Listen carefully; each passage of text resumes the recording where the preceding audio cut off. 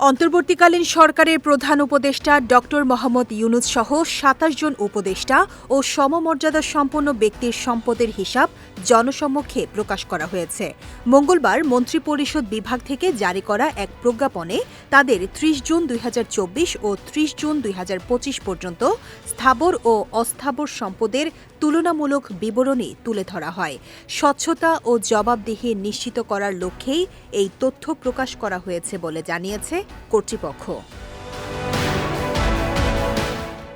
প্রজ্ঞাপনে দেখা যায়, গত এক বছরে প্রধান উপদেষ্টা সহ অধিকাংশ উপদেষ্টার সম্পদের পরিমাণ বেড়েছে।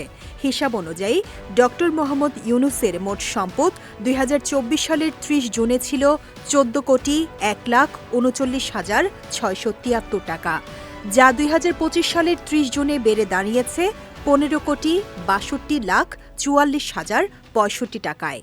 অর্থাৎ এক বছরে তার সম্পদ বেড়েছে ১,৬১,০০,০০,০০০ টাকারও বেশি। সঞ্চয়পত্র নগদায়ন, আমানতের সুদ ও উত্তরাধিকার সূত্রে প্রাপ্ত শেয়ারের কারণেই এই বৃদ্ধি হয়েছে বলে প্রজ্ঞাপনে উল্লেখ করা হয়েছে।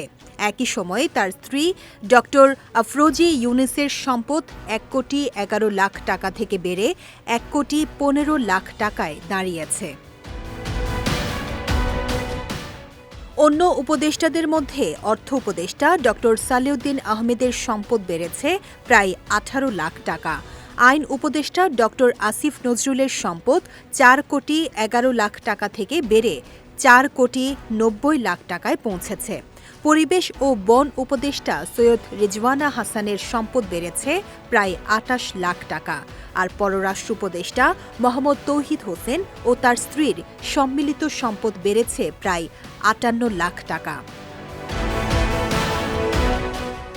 উপদেষ্টাদের মধ্যে বাণিজ্য উপদেষ্টা শেখ বশির উদ্দিনের সম্পদের পরিমাণ সবচেয়ে বেশি। এক বছরে তার সম্পদ ২৫,৪২,০০,০০০ টাকা থেকে বেড়ে ২৬,২,০০,০০০ টাকার বেশি হয়েছে।